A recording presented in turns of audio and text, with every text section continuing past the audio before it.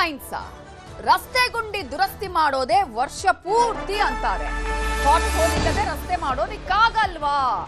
ಮೊದಲ ಸಭೆಯಲ್ಲೇ ಅಧಿಕಾರಿಗಳಿಗೆ ಕೃಷ್ಣ ಬೈರೇಗೌಡರು ಈ ರೀತಿಯಾಗಿ ಕ್ಲಾಸ್ ಅನ್ನ ತೆಗೆದುಕೊಂಡಿದ್ದಾರೆ. ಬೆಂಗಳೂರಿನಲ್ಲಿ ದೊಡ್ಡ ಸಮಸ್ಯೆ ಅಂತ ಹೇಳಿದ್ರೆ ರಸ್ತೆ ಗುಂಡಿಗಳ ವಿಚಾರ. ರಸ್ತೆಯಲ್ಲಿ ಗುಂಡಿ ಇದೆಯೋ, ಗುಂಡಿಯಲ್ಲಿ ರಸ್ತೆ ಇದೆಯೋ ಅನ್ನೋದನ್ನ ಪ್ರತಿ ಬಾರಿ ಕೇಳಲೇಬೇಕಾದಂತಹ ರೀತಿಯಲ್ಲಿ ಇಲ್ಲಿನ ರಸ್ತೆಗಳಿರುತ್ತೆ. ಸೊ ಮೊದಲ ಸಭೆಯಲ್ಲೇ ಸಚಿವರಾಗಿರುವ ಕೃಷ್ಣ ಬೈರೇಗೌಡರು ಕ್ಲಾಸ್ ತಗೊಂಡಿದ್ದಾರೆ. ಬೆಂಗಳೂರಲ್ಲಿ ವಾಸ ಮಾಡುವ ಜನರೇ ನನಗೆ ಮುಖ್ಯ. ಅಧಿಕಾರಿಗಳಿಗೆ ಸಚಿವ ಕೃಷ್ಣ ಬೈರೇಗೌಡರು ತರಾಟೆಗೆ ತೆಗೆದುಕೊಂಡಿದ್ದಾರೆ. ಅವರ ಕಿವಿ ಹಿಂಡುವ ಕೆಲಸ ಮಾಡಲೇಬೇಕಾಗಿದೆ. ಆ ರೀತಿಯಾಗಿದೆ ಬೆಂಗಳೂರಿನ ಪರಿಸ್ಥಿತಿ. ಕಸದ ನಿರ್ವಹಣೆಯ ವಿಚಾರವನ್ನು ಕೂಡ ಸಭೆಯಲ್ಲಿ ಪ್ರಸ್ತಾಪ ಮಾಡಲಾಗಿದೆ. ಇನ್ನು ಟ್ರಾಫಿಕ್ ಸಮಸ್ಯೆ ಬಗ್ಗೆಯೂ ಕೂಡ ಸಭೆಯಲ್ಲಿ ಚರ್ಚೆಯಾಗಿದೆ.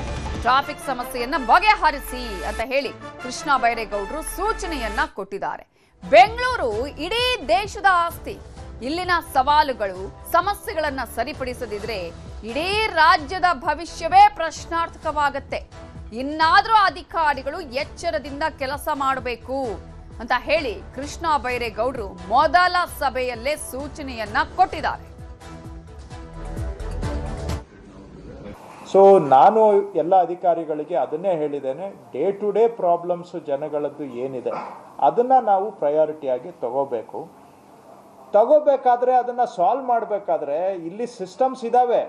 5 ಜನ ಕಮಿಷನರ್ಸ್ ಇದ್ದಾರೆ, ಸುಮಾರು 18-20 ಜನ IAS ಆಫೀಸರ್ಸ್ ಇದ್ದಾರೆ ಬೆಂಗಳೂರಲ್ಲಿ ಕೆಲಸ ಮಾಡ್ತಕ್ಕಂಥವ್ರು, ಮತ್ತು ಇಂಜಿನಿಯರ್ಸ್ ಇದ್ದಾರೆ. ಸ್ವಲ್ಪ ಶಾರ್ಟೇಜ್ ಇರ್ಬೋದು, ಇಲ್ಲ ಅಂತ ನಾನು ಹೇಳೋದಿಲ್ಲ. ಆದರೆ ಇರೋ ಸಿಸ್ಟಮ್ಮು ಸರಿಯಾಗಿ ಕೆಲಸ ಮಾಡಿದರೆ ಕೆಲವು ಸಮಸ್ಯೆಗಳನ್ನಾದರೂ ನಾವು ಪರಿಹಾರ ಮಾಡ್ಬೋದು.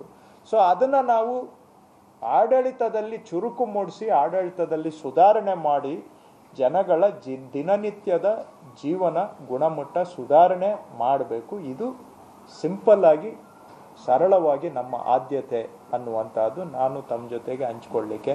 ಹೇಗೆ ಮಾಡಬೇಕು, ಏನು ಮಾಡಬೇಕು ಅನ್ನೋದು ಇವತ್ತು ಒಂದೇ ದಿನ ಹೇಳುವಂಥ ವಿಷಯನೂ ಅಲ್ಲ. ಅದು ನಮ್ಮ ಒಂದು ದಿನದ ಗ್ರಹಿಕೆಗೆ ಮೀರಿದಂಥದ್ದಾಗಿದೆ.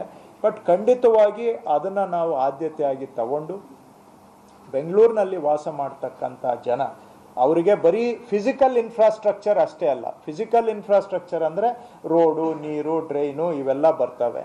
ಅದರ ಜೊತೆಗೆ ಕ್ವಾಲಿಟಿ ಆಫ್ ಲೈಫ್, ಜೀವನದ ಗುಣಮಟ್ಟ ಬೇರೆ ಅಂಶಗಳ ಮೇಲೇನೂ ಅವಲಂಬಿತವಾಗಿರ್ತದೆ. ಇಲ್ಲಿ ಸಾಂಸ್ಕೃತಿಕವಾಗಿ ಸಂಪದ್ಭರಿತವಾದಂತಹ ವಾತಾವರಣ ಇರಬೇಕು.